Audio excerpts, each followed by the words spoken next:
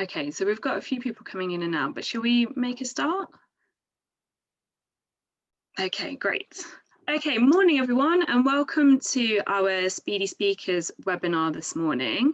My name's Charlotte. I'm the Head of Children and Young People at Leicestershire Cares. We're a small local charity and we work with schools right across the city and county to help link businesses into students like you guys so that you can hear about their experiences and their hints and tips for your future careers. I'm delighted to be joined today by Emily Quinton and Helen Morgan-Smith from Thermo Fisher Scientific. They both work for the same company, but have very different roles. So it'll be interesting to hear how their jobs are quite different, even though they work for the same place. And we also have Redhead here. She's had a long, varied career. So she's going to talk to you a little bit about seizing different opportunities and not thinking about only having to have one career for your whole life. So I'll let each of our speakers introduce themselves as they start talking. But before then, just want to let you know that we are recording this session so that your fellow students can watch it at a later time. If you have any questions for our speakers, please do type them in the Q&A box so we can answer them as we go through. You don't have to wait until the end, just type them in as they come to you and we'll get our speakers to answer those for you. And if you've got any other comments and things, feel free to use the chat. But please, if you put your questions in the Q&A box, that helps us. All right, fantastic. So Emily is going to be our first speaker. So without further ado, I'll hand over to her. Hi, thanks very much, Charlotte, and thank you to everyone who's joined today's webinar. As Charlotte said, my name's Emily and I work for Thermo Fisher Scientific. Thermo Fisher is a global business with around 80,000 employees worldwide. Our tagline is that we're the world leader in serving science, and our company mission is to make the world healthier, cleaner and safer. Basically, we manufacture and sell laboratory equipment and supplies. The part for which I work operates a bit like Amazon. So we're a catalogue house, but simply for lab supplies. At our warehouse in Loughborough, we stock around 450,000 product lines from 3,000 manufacturers, and Helen will probably be able to tell you a little bit more about that. We sell to laboratories across the country, wherever there's a lab, in hospitals, in universities, and in industrial customer sites.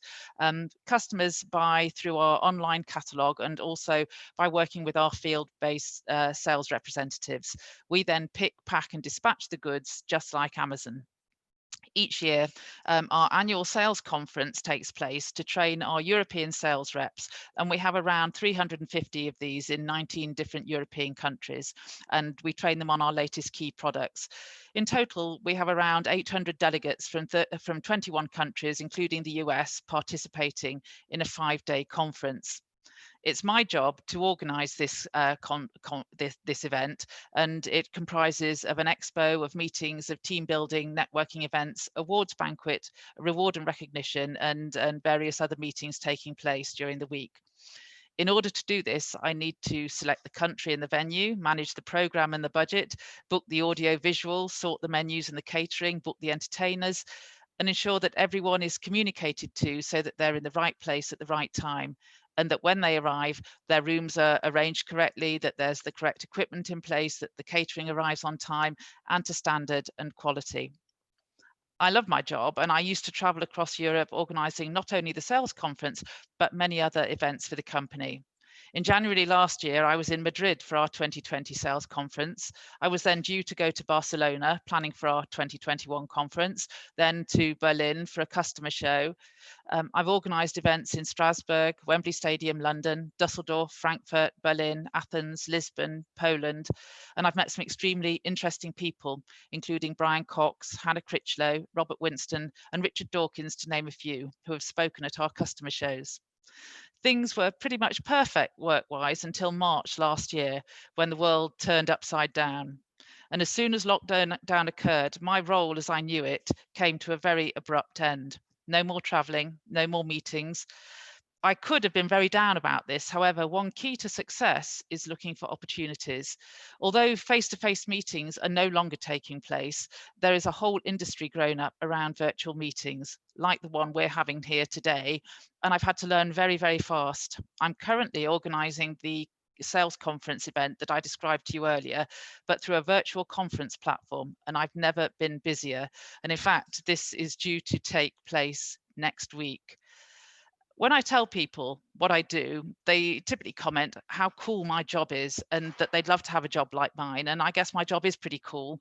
However, I didn't set out wanting a job like this. When I was your age, I had no idea what I wanted to do. I was really envious of my contemporaries who knew what they'd like to be. They'd like to be a nurse or a vet or join the army or be a hairdresser. How I wished I had the certainty before me. I hadn't got a clue. And what I want to say is that it is fine to not know what you want to do right now. There is so much out there for you to discover, so please don't worry. The advice I was given back then, which remains true for you, is if you don't know what you'd like to do what you like to the best of your ability. Choose those subjects you prefer and work hard to attain the very best grades possible. And so I chose A-level subjects that I liked, and I still didn't have any idea what I'd like to do. I worked hard to secure a place at university, and I suggest that if you do have the potential to go to university or college, then work hard to do it. The degree you achieve will set you up for life, and it's certainly the case that my degree has opened doors for me throughout my career. In my third year at university, I still didn't know what I wanted to do. My friends were applying for jobs and were securing positions out in the real world. And you have to bear in mind that this was way back in the Stone Age when it was incredible that there was no internet and there were no mobile phones. It was very difficult to get information about pretty much anything. Nowadays, Google is your friend. Take time to explore jobs and courses that may be of interest to you. Take a look, find out if they appeal, look at the qualifications that you need to pursue certain careers. Email businesses and employers, ask for work experience and advice. It's as important to discover what you don't like as to confirm what you do. I'd heard about publishing and had an idea that this might be interesting. So I secured a graduate traineeship with Cambridge University Press, and I made a terrible mistake. I got there to find out that it was deadly dull, and I was very disappointed. And I hope that you don't have this experience in your lives, but I'm afraid many of you may have to face disappointment along the way. So rather than sit around feeling sorry for myself, I decided to take advantage of the opportunities on offer. I went into other departments and I offered my services. I taught myself how to touch type using a typing tutor program available to employees, a skill I strongly recommend you to master. I learned basic desktop publishing skills and I learned basic data manipulation techniques. When my year as a trainee was up, they offered me a permanent position. It wasn't for me and I left, and I believed it would be easy to secure a new job. After all, I had a good degree and now I had a years of work experience where I'd learned some new skills. I applied for literally hundreds of jobs and I couldn't even secure an interview. For the most part, I didn't even receive a reply. It was the first time in my life I'd had to deal with rejection on this scale, and it was massive. It will happen to you, and I'm afraid it's likely you will be rejected when you apply for jobs, probably many times. And it's not a reflection on you. It's tough to get a job, particularly the one you really want. It's important when you're going through the phase of job applications and interviews to ask for feedback. If your application is rejected, go back to the employer and ask them why. What was it about your CV that they didn't like? How might you improve it? If you go to an interview and you aren't successful, go back and ask them why. What might you do differently in the future? Employers will be happy to help you and you'll gain valuable insight into what you can do better next time. One problem was that with no job, I needed some money. So I addressed that by using what I had. One skill I'd picked up on the way was touch typing. So I registered with an employment agency and secured a temporary job as a secretarial support, typing up reports. It wasn't the job I wanted, but it gave me office experience and I was getting paid. Then out of the blue, I was called by a company called Thyssen Scientific Equipment. Weeks previously, I'd applied for a role as a desktop publishing officer in their marketing department. To be honest, I didn't have the right skills for the job. I had a basic understanding of DTP, but I was getting desperate. They explained that although I hadn't been right for the role, the HR manager had liked my CV and they'd kept it on file, as I was someone they thought they'd like to employ should a future appropriate vacancy come up. And I was called for interview and I got the job. This demonstrates the importance of a good CV. This is the first introduction an employer has to you, and without my CV back then, I wouldn't be where I am today. I hope that aged 53, and trust me, it will arrive far sooner than you think, you'll be able to say that you love your job and you can share your amazing career experience with other young people starting out on their career journeys. Please remember that each one of you is without exception a unique, wonderful and talented individual. Make sure you use those talents wisely and to your full potential. So here's what I've learned along the way. Do what you like to the best of your ability. Take advantage of opportunities. Don't dwell on rejection and disappointment. Use it. Turn those negatives into positives. Have a great CV and take the time to get it right.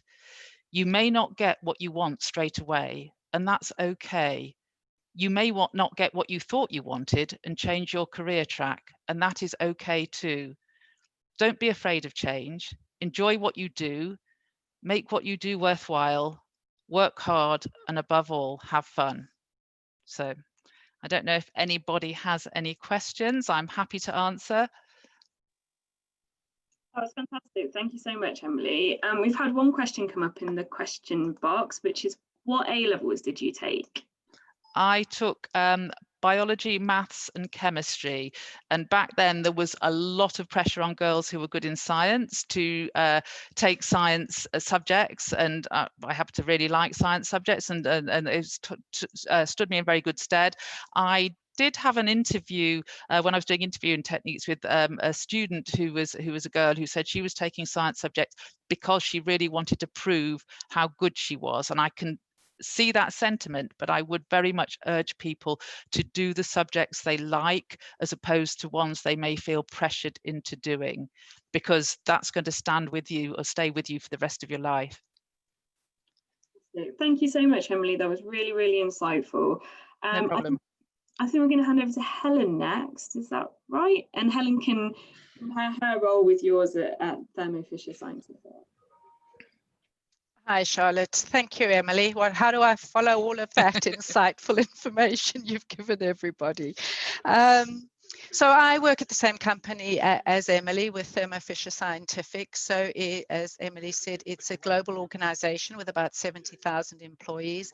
We go from manufacturing, drugs on behalf of the pharmaceutical companies. So you don't see our name in the production, to making electron microscopes, to making tiny little test tubes. So whatever the lab needs, whether it be a university lab, a pharmaceutical lab, or the doctor's surgery down the road, really, in terms of some of the tubes and vials, collecting samples, etc.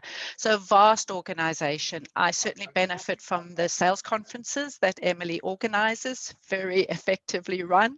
And I think Emily is probably like the swan. She looks calm to everything. Everything runs smoothly. And below there, she's paddling away, thinking, making it look good on our side. So there's always a lot of skills within any organization, really.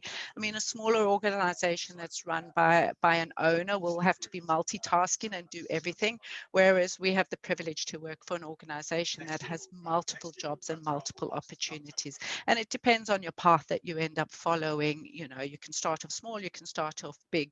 Starting off big, you can end up with a cog, and every corporation has its positives. It's probably got a few downsides. Sorry, my phone, I just need to switch off. And and some days it will be good, and some days you'll want to tear your hair up. But at the end of the day, you need to make sure that you enjoy what you're doing and it's on the path that you want to go. And there's lots of U-turns you might want to make, and lots of people that you need to speak to. So going back to my role, I'm currently in a selling role. So I'm a sales director. I manage a couple of our key account customers. So we've got big customers that we transact millions of pounds with. And my role is overseeing these accounts on a European level. So we have sales account managers who go into these companies when we're allowed to travel. They go in, they sell, they look at the new products, they look at the opportunities, etc. And I sit above all of these salespeople in the Europe organization, looking at these customers from a pan-European perspective. So we've just had contract negotiation with one of them and re-signed their business with us for another 5 years, which is really good, because there's a lot of legal and a lot of paperwork and a lot of meetings that you have to go through to get to this point that your offer as a supplier to them is more attractive than our competitors. And I very much work on sort of initiatives and problem solve and any escalations where we're just trying to smooth that relationship between us and our customers is what I look to do. So I also work a lot with my counterparts in the US and have daily calls with people in the US. So my role again used to travel a lot. In the last year, everything is now online. I'm based at home working even prior to the COVID impact. And that had only been for the past year, but it means that, you know, my job is very much online all the time. Too many emails, but it's very exciting because you can pull people together, pull networking together.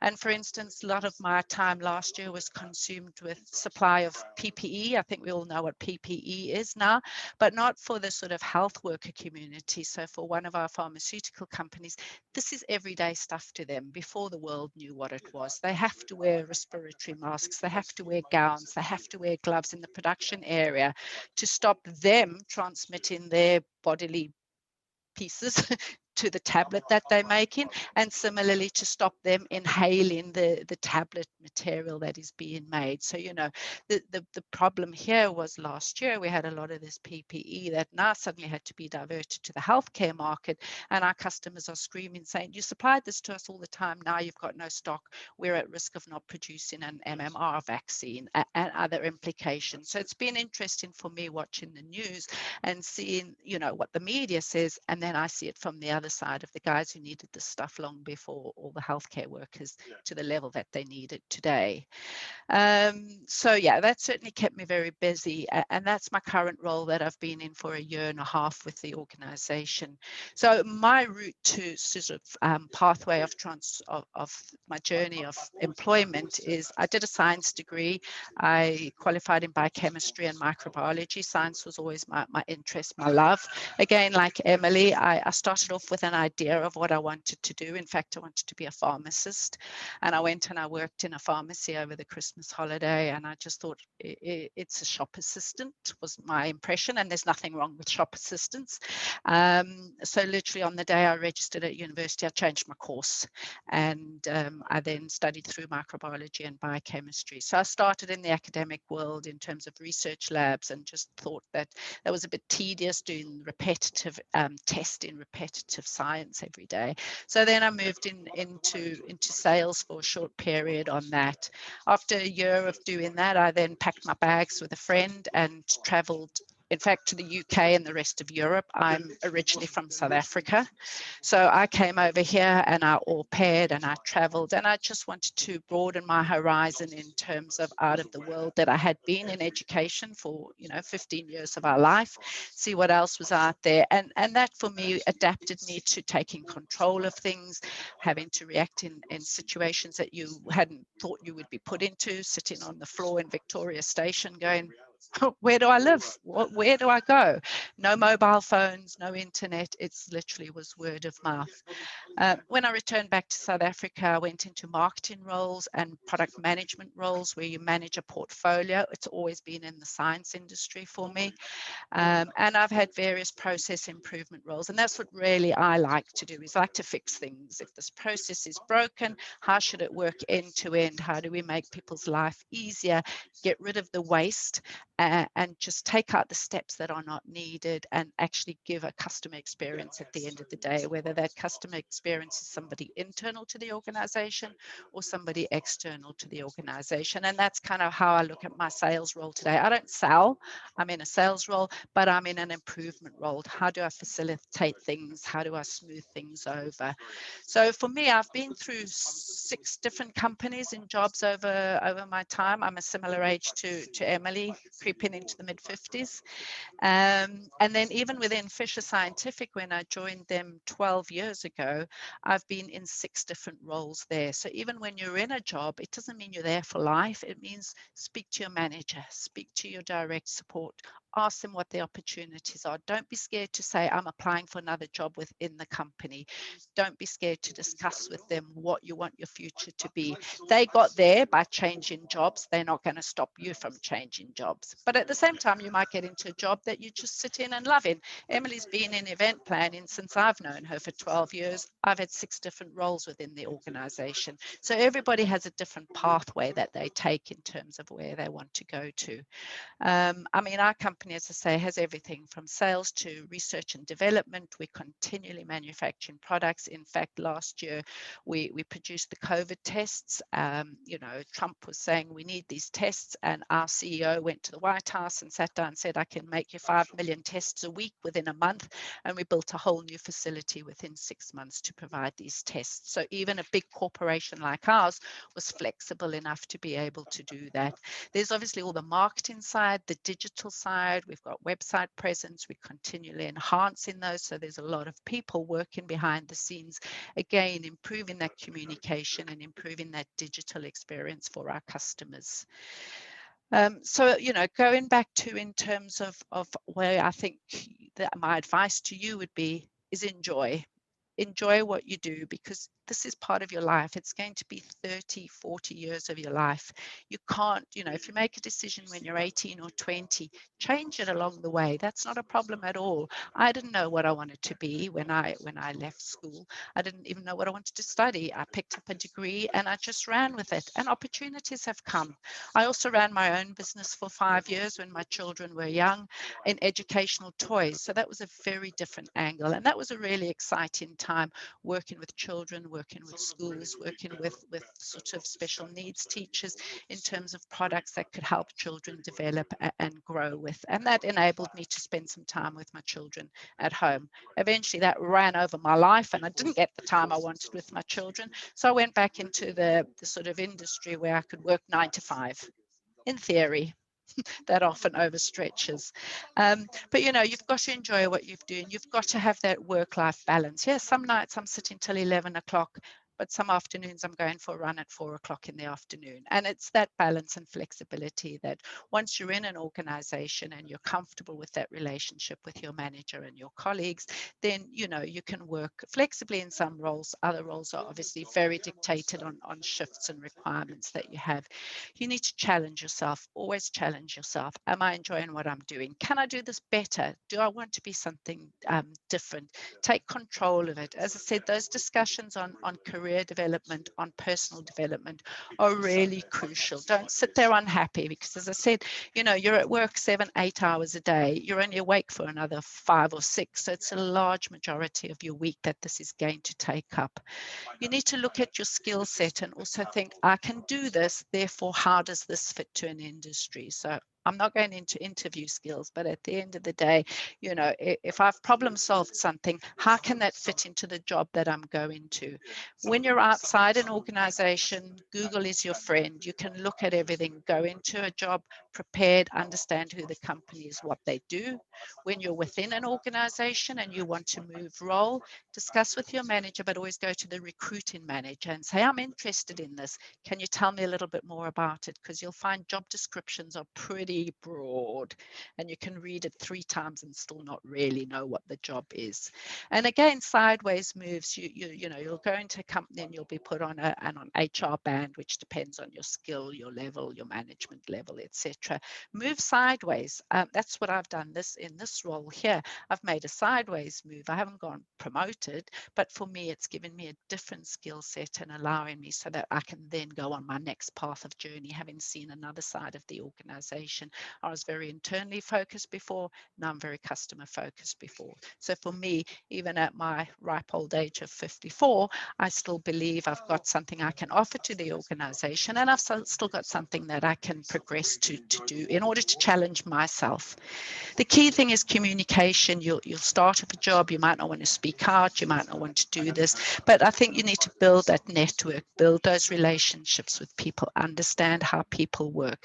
You'll find once once you're in an industry or a job role, it's actually quite a small world, and you'll come across people again and again and go, oh yes, I met you 10 years ago or 5 years ago. So don't upset people along the way because once you build those relationships, it's really key. You might come across those people before, and sometimes it's who you know and not what you know. So, you know, you need to be able to tap into those people and say, hey, I've got this opportunity. Hey, this is just not working. Hey, I've got a problem with my manager.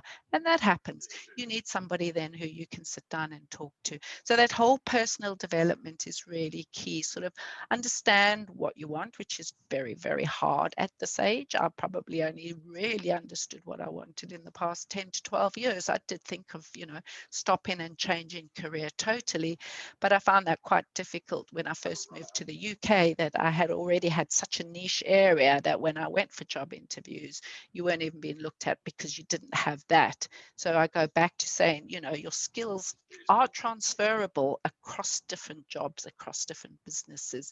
If you can problem solve, then it doesn't matter what job you're in, for instance. So, you know, but at the same time, you need that work-life balance as well, so that you're not overworking, but you're still having a good social life, whatever that might be, to be life balance. So as Emily said, you know, that CV is important. How do you differentiate yourself? Because there's lots of people like you. We're all different, but we're all the same in many respects. There's hundreds and thousands of people like me with degrees with a similar career path. So what makes you stand out? Pull that out in terms of, I volunteered at Oxfam for a year, or I was captain of my rugby team. What did that teach me? And really draw that out in terms of relating how you can use that in the workplace. Be careful of social media, because as Emily said, we have the internet. Everything is on there and people can find out what you do as well in the background. So, you know, just be cautious there. We all have a profile online, whether we know it or not. But, you know, but as I say, still building those communications on a professional level is really important as well. So I think, you know, to sum it up, it's hard.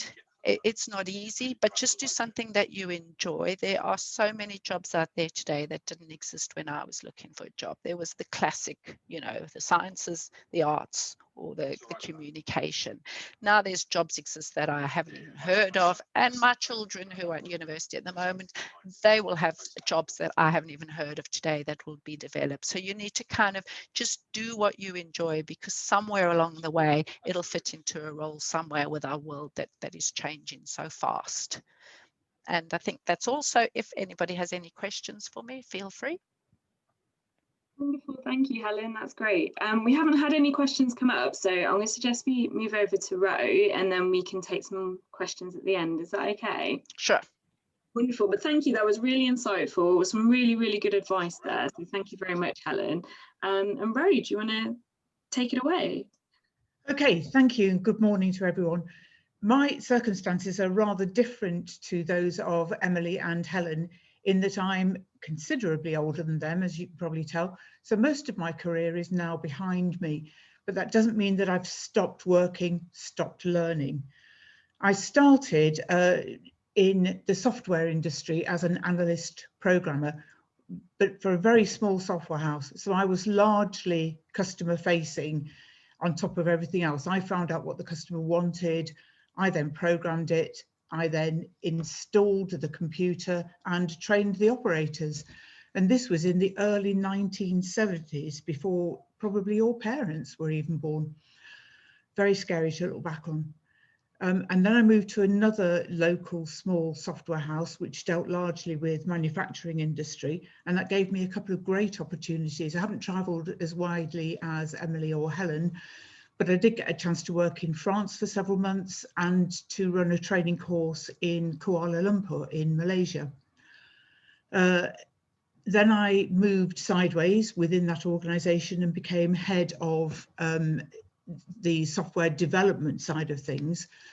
But then at that time, in the 1990s, manufacturing industry was really shrinking in the UK, and there was far less demand for our product. And the company I was working for, which was Safe Computing, which is still running in the city centre, they had to get rid of all their cost centres, and development of new software was a cost centre. So I was made redundant. excuse me, I was already doing a part-time job one evening a week. You wouldn't think it to look at me, but I was part of the aerobics industry. I was teaching exercise to music teachers. And when they found out that I'd been made redundant, the organisation I was working for, a charity, London Central YMCA, they gave me loads of work, a bit more teaching, but also a lot of assessing, going out and watching people do their exams so that they could become qualified as teachers of exercise to music. They wanted me to get a teaching qualification, which I was very happy to do. So through 4 or 5 years, I went through various levels of becoming a teacher of adults. And I ended up actually teaching on one of the courses that I had gone through myself at Leicester College. So I was helping other further education teachers become better at their jobs. And as a result of that, I got to observe several short sessions of teaching that they did. And they were fabulous opportunities. I learned how to wallpaper from that. I learned how to do painting, just because I was watching other people teaching those skills to their own students. That was really useful. I'd always been a first aider in the workplace, and as part of the aerobics industry and the exercise instructor teaching, they all had to do a first aid at work course. So we set up our own first aid at work training, and I started training on that. So I became a teacher of first aid at work, and I travelled all over the country working for London Central YMCA, teaching their exercise instructors. By this time, I'd got 2 small children at home, and it became no longer viable for me to be staying away half the week. So I went back into a full-time 9 to 5 Monday to Friday job, but I didn't drop the teaching. I was still doing that at weekends and some evenings. But I was now working for Alliance and Leicester, and my job there was to help people learn Microsoft Office, which I'd used a lot in previous careers. Then I moved sideways back into a software development job and dropped all the other things because it was all too much, particularly with 2 small children. And I was there until 2014, when I was offered redundancy, which I took, and spent a couple of years at home, not doing very much aside from working with Leicestershire Cares, doing their interview programme for students of your age. But then because one of my children was very into youth theatre, he's an actor, dancer, singer, I suddenly realised that there was an opportunity to work as a chaperone. So since then, I've been working in theatres, chaperoning performers under the age of 16. And until the pandemic and lockdown, I was doing that. So I've had some fabulous experiences, mostly in Leicester at Curve and at Kilworth House, De Montfort Hall. But summer of 2019, I spent the whole summer at Blenheim Palace chaperoning on 4 Shakespeare plays. Absolutely fabulous. And like Helen and Emily, I hadn't known what I wanted to do when I left school, and I suddenly realised at the age of 65 that what I wanted to do was work in theatre. So that's what I'm looking forward to getting back to after the pandemic. And in the meantime, I'm still doing volunteering with Leicestershire Cares, and I'm learning German. Okay, any questions, anyone? Right? What would you say are your kind of key bits of advice for any of the students listening? What would you say are the main things that they should bear in mind when thinking about their future career? As has already been said, look for opportunities in things that you really enjoy. One of the main reasons for having a job is to keep an income coming in, but that's not the only thing. I've never had a job that I didn't enjoy. I've been very fortunate in that way, but I've not minded doing things like I started off working in supermarkets while I was still at school, working in the Central Lending Library while I was still at school. Those were really great opportunities. So seize those opportunities. Look at what other people around you are doing. Do you want to do that? Do you want to be a part of that?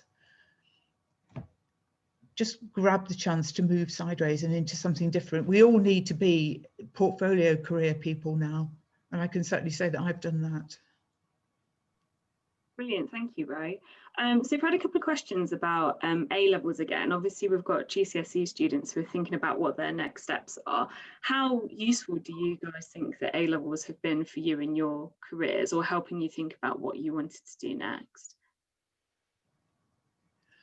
I did double maths, physics and chemistry, and that helped me get a place at university.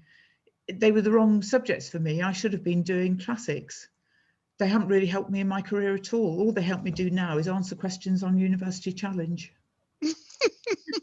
I think, Ro, that backs up what Emily said. She did the degree, but actually, as you say, you've done the same, but ended up in a very different world. And that's interesting that all three of us have come from a science degree background. Yeah, absolutely. So it goes to show, doesn't it, that I think, you know, A-levels can be very good at keeping your options open. If you aren't sure what you want to do next, you get a lot of transferable skills from doing those kinds of courses. But that doesn't define what you will then go on to next, I don't think. Brilliant. Have we got any more questions from anyone who's listening? If not, have any of our speakers got any final things that they'd like to add? I think just one more thing for me is mentors. I think it's important when you go into an organization is to find somebody that you either admire from the job that they do and that you'd like to do, or just the way they do their job and the way they manage themselves, and pick up, and don't be scared to ask somebody to just mentor you and realize what they can give you, and sit down, not as necessarily a formal program, but somebody that you can always just bounce ideas off, that you think, you know, has got that experience, that can help you and talk through how you face a problem, how you face a result, how you face a success. You know, some of us don't realize how we can actually, you know, be proud of ourselves and show that success and give it out. So I think that kind of mentor side is also really crucial. And even that counts now as you decide on your A levels. Find somebody that you admire, even, you know, a friend of your parents. Well, speak to them about what industry they're in and how they got there and what advice they can give you. And perhaps they could help you on your whole career journey. You know, they're your friends as well. Your parents, you might be sitting here and you don't see their friends as your friends, but they've got a lot of good advice for you too. Great, fantastic. Thanks, Helen. Brilliant. Well, thank you very much to all three of our speakers. That was really, really useful advice, insights and information for the students. We'll be sending this round to Davy so that she can share this with all the students again, if they want to listen back to this great advice, or any of the students want to take advantage of it. But for now, thanks very much, everyone. That was great. Thank you. Thanks, everyone. Have a good rest of the day. Bye-bye. Bye. Bye.